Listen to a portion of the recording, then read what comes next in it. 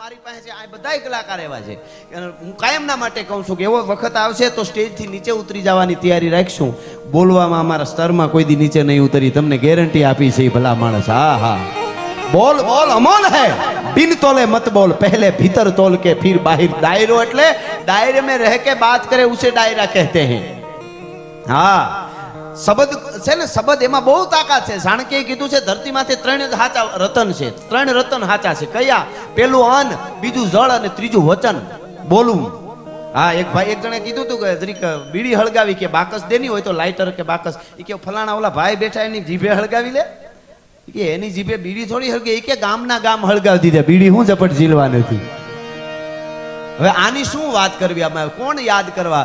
આવા મહાપુરુષો એના માટે ભેળા થાય અને કેટલા ચારે બાજુથી ટીકા કરે વાળા, એટલા પણ ટીકા કરવા વાળાનું શું આવે છે. મારે ભગત બાપુની 2-3 કડી કેવી છે. ઓસમાનભાઈ, અમુદાનભાઈ, મોદી સાહેબને આજે મારે ગુલદસ્તો એનો આપવો છે, પછી મારો છંદ છે એની 2-3 કડી આપણે, પણ શરૂઆતમાં બધાને મજા આવશે.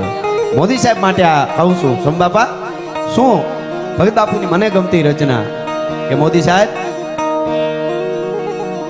તમે એક અમારો એવો દીવો છો કે તમારા અંજવાળા કાયમના માટે અમને મળતા રહીએ છે, હજી મળવાના છે. કારણ કે બળ્યા કરજે જાકમ જાળ, રાખીશ માં કોઈ દી ફૂંક લાગ્યા ની ફાળ.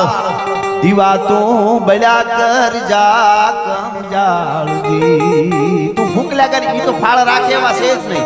બીક કોને કહેવાય ને? બીક ને મોદી સાહેબ ને જમીન આસમાન નું આઘું. હા, એ તો તળ ને ફળ, બીજી વાત નહીં. ઓલા કોરખોદિયા ઘરી ગયા હિમાલયમાં, કાશ્મીરમાં ઘરી ગયા, અને જે ઘટના દુઃખદ ઘટના બની અને થોડા સમયમાં એમ તો તરત માયક ઉપર એમને મીડિયા ઉપર આવીને કહી દીધું કે हम छोड़ने वाले नहीं है. અને પછી જે કર્યું, હમલા વીર બાજે હાક ડમરું, શિવ શક્તિ ડાક દેવા દાનવા જીવ દોઈ લાગ્યો મામલો વડલોય બેઠક બજાડી ગણબાર. ત્રીજા પોર લગ તરવાર ચોરંગ ઉડ બાટા જૂટ તેગા જાળ બંગળ ત્રુટ હુબક તોપ તાલે હિંક જૂજે કોણ જાલે જીક.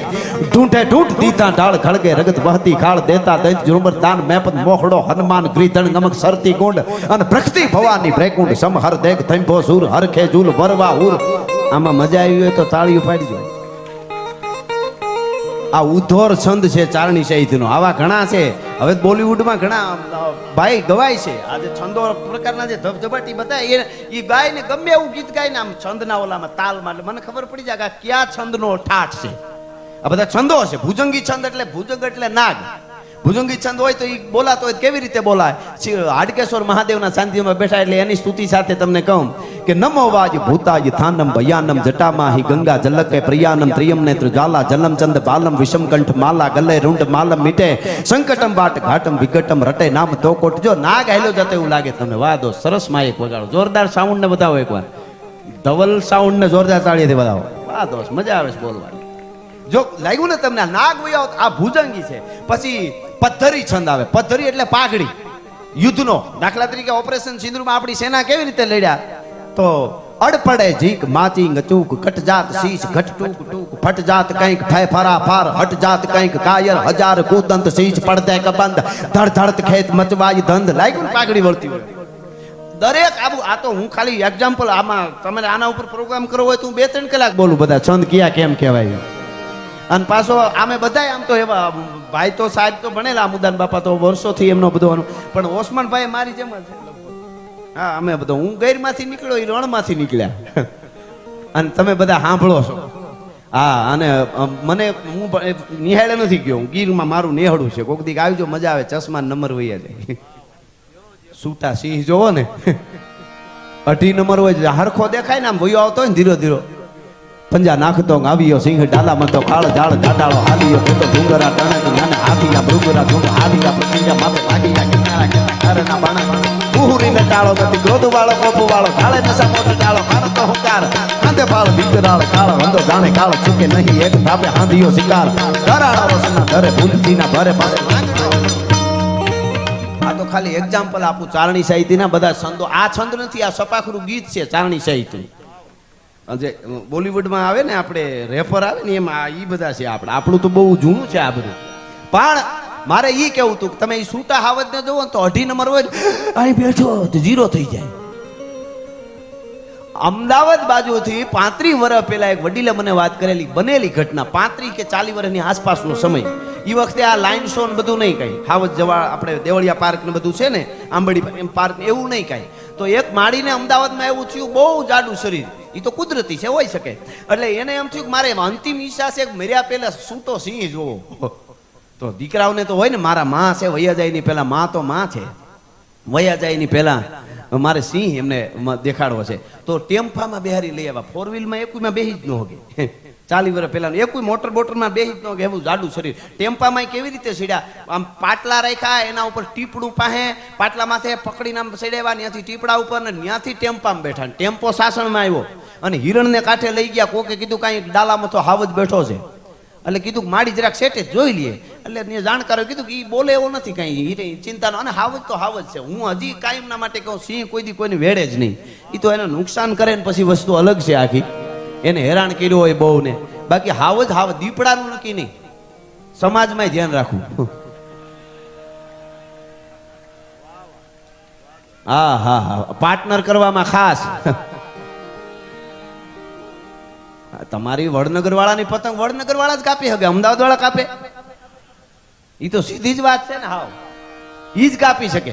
એટલે ઈ દીપડાનું કાંઈ નક્કી નહીં. દીપડા ઘણા માણસ કેવો હોય ખબર? ઘણા માણસ બાવળ જેવા હોય, પોતામાં ફળ ન આવે પણ આંબાના બગીચામાં વાડ્યું થઈને પીડ્યા હોય. આટા જાતા ને નકર હુળો હરવો કાઢ્યો.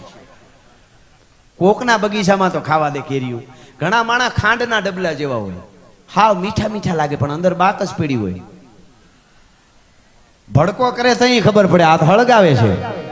એટલે હું કાયમ કહું છું, દુનિયા આવી છે, બહુ મીઠા થાવ પી જાય, બહુ કડવા થાવ થૂકી નાખે, ખોવાઈ જાત ગોતવા નીકળે ને હામાં મળો ધક્કા મારે. એમાં રહેવું છે. હસતા હસતા રડી પડે ભાઈ માણસ છે, અને રમતા રમતા લડી પડે ભાઈ માણસ છે.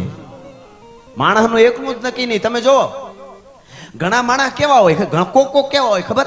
તમે જો માણસ જન્મે, માણસની વાત એવી છે. માણસ જન્મે તેને બાળક પેલા નાનું જન્મ હોય તે બેબલું અટાણે તો ઘણા નામ દઈએ, પણ મૂળ બાળક કહીએ આપણે.